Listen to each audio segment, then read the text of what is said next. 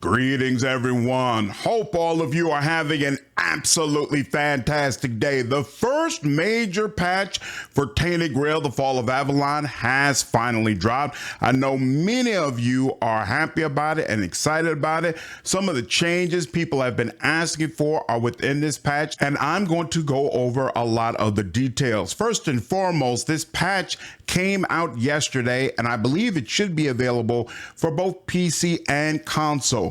For everything that I list in this video, let me know down below if you feel like actually the patch didn't fix the problem, or you're still having major issues, or it's cleared everything and you're having a much better experience now. Definitely curious what the status of the fan base is now with these new patches. And of course, there will be more patches coming. We'll talk about that more in just a bit. There is a link down in the description for the full patch notes, because this patch is massive and there was no way I was going to fit all of the details into this video. Without question, there will be more Tainted Grail content coming. So if you haven't already, go ahead and subscribe and hit that bell so you don't miss any of my future videos. Going in the order of the patch notes, Awakened Realms wanted everyone to know that since early access and launch, nearly 500,000 copies of Tainted Grail have been sold. Of course, for an indie niche game,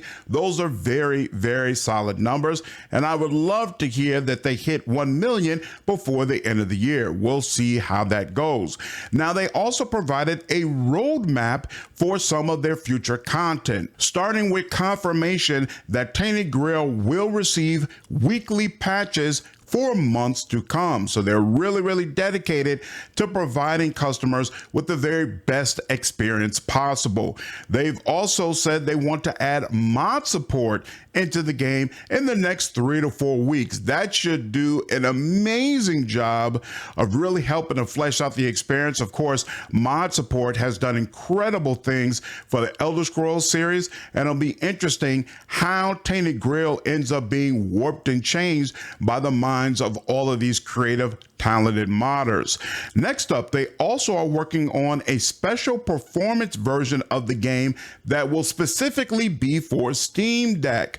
So I'm sure many of you on Steam Deck have been wondering, how is this game going to perform there? My understanding is that it's stable, but they're going to develop a version of the game that will work especially well on that platform. Unfortunately, they don't have a specific date at this time, so it's just TBD, but it's definitely in the works. And then next, while this is patch 1.03, they are working on a patch 1.1, and it's going to hold many of the popular community requests, especially for things that people feel like need to be added into Act 3, and they're expecting that this patch will have an August release, so definitely be on the lookout for that. And finally, on the roadmap, they are looking at potentially adding a new game plus. I know that would go bonkers with a lot of the people who enjoy the game, give you the ability to potentially start a new magic run while having all of your spells already.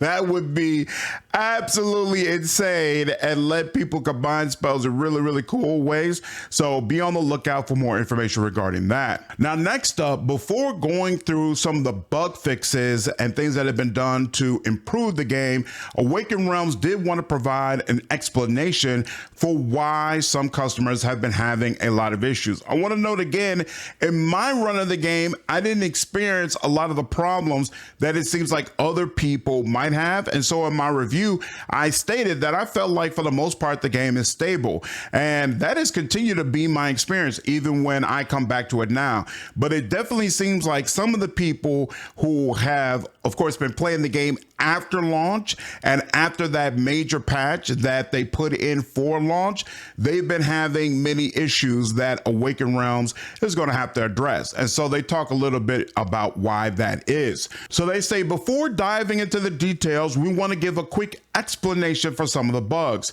Please note, this is not supposed to be an excuse. We take full responsibility for the issues. When we set out to make Tainted Grail, we wanted to create a deep, complex adventure, both in terms of storytelling and exploration. But we also wanted to give you, the player, as much freedom as possible. That's why you can kill many NPCs, experience wildly different quest outcomes, and approach things in any order. We wanted to minimize hand-holding just like we'd expect as players. Of course, the cost of that freedom is that there are so many different options, and sometimes the most random combinations can cause problems. And of course, we've experienced that a lot with the Elder Scrolls series before, right? It's such a large game with so many different ways that players can experience it. It's really hard to, on day one, provide a clean experience. But Awakened Realms, again, is dedicated to cleaning up whatever issues are there and trying to provide players with the best experience possible. With that being said, let's go ahead and get into some of the fixes that have been implemented with patch 1.03. So let's start with some of the highly requested features, and then we're going to get into some of the critical fixes. So starting with highly requested features, you all already know I'm big on summoning. I put out a summoner build for this game, and so they've actually done multiple things to improve the summoning experience that you'll have. Summons should now attack regardless of whether or not they're in your field of view. It's fascinating to see them mention that. I dropped a video a couple of days ago walking through some of the negative reviews for this game, and one of the complaints made was that a guy felt like his summons only attacked when he specifically looked at them, and if he looked away, they would just stand around. I never experienced that and never felt that way, but apparently it was a real issue, and it has now been fixed. Next up, sometimes summons would not attack NPCs that are non-hostile by default. This has been fixed. This is something else that I don't remember experiencing. In fact, I feel like I've been experiencing the opposite, where I would come to town with my summons and all of a sudden it would trigger the guards or some of the store owners, and a brawl would occur because I had my summons with me. It was really odd to experience that. I don't see that referenced here, but maybe that's related to this whole non-hostile NPC fix, and hopefully that'll be improved as well. You all can let me know down in the comments, because I know some of you other summoners were having the same issue as well. Next up, summons can exit interiors with you. This is again something I didn't have an issue with. It was an issue in early access, but the final version of the game that I received before launch, when I exited doors, summons would come with me. I didn't have to re-summon them, but maybe that issue crept up again, and some of you have experienced you walk through a door and all of a sudden your summons have been deleted. And then finally, they have disabled collisions with player summons outside of combat. Massive increase the quality of life. Really appreciate this. Basically what would happen is you would experience a conversation with a character, and if you had summons while they were running around back and forth, every time they would push the player around, and sometimes they would push you back further and further and further. There was one time where this actually broke the conversation with me, because I was talking with one person and then it was supposed to transition to another person, but my summons had pushed me back so far that there was no way for the conversation to engage. So this is definitely something that was needed. Glad they went on ahead and got it taken care of. Next up, they have made some changes to how the items work in the game. So 53 different weapons have had their upgrading rebalanced for more damage and special effects. I definitely feel like this was needed. There were some items where I was like, okay, my special effect is significantly improved by upgrading this equipment. That's great. And then there are others where I was like, upgrading this and dumping all this money into this gear doesn't seem to really have any impact on the effect that I care about on this piece of equipment. So hopefully that's a much better experience now. And they say they've done the same rebalancing for armor weight loss when upgrading as well. Of course, armor weight can be a big deal. You probably want to stay in the light or at most medium range when it comes to your armor and equipment. So this is nice as well. After finishing the game, you can keep playing and explore the world. I never wanted this, to be honest with you, because I feel like due to the nature of the way the game ends, it doesn't really make sense for you you to still be hanging about. I feel like people should talk to you differently, and you should have completely different interactions if you're already past the ending. But I know some people really like being able to just go back and do side quests after the main quest. So for those of you who want that, the option is going to be available to you. Players must now execute some of the essential NPCs. So there are NPCs that basically quests cannot move forward if you kill them. Before, you could just slaughter them the same way you could any other people, and it could in some ways break your game. Now it won't be enough to just kill them. You have to actually click the button to execute them while they're on the ground, to make it clear to the game that yes, I don't care what impact it has, I want to go ahead and kill this person. Enemies can no longer shoot backwards when you dodge behind them, which is obviously very annoying for those of you who use dodge a lot, so definitely glad they addressed this.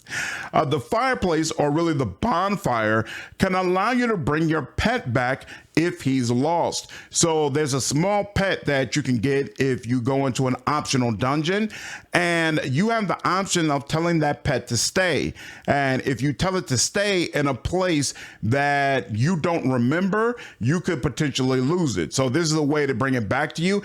I never had a situation where the pet got lost on its own and I was trying to figure out how to connect it back to myself. The pet is very, very good at following you around. And in the opinion of some people, apparently a little too good. So I've had a couple of comments like, hey, how do I get rid of this thing? Or tell it to do something else. But yeah, you can just talk to it and tell it to stay if you don't want the pet to follow you around. Impenetrable Shield, Mystic Ward, and Arcane Aegis have all received a visual upgrade. Many item descriptions have been fixed as well. I don't know what specific items this note is referring to, but I do know there are definitely complaints about some special effects were not explained properly when just looking at the item. So I hope that this means that some of those effects are going to be clearer for people who are wondering what specific items do. It should also be noted that items with special effects have been optimized. So if you have gear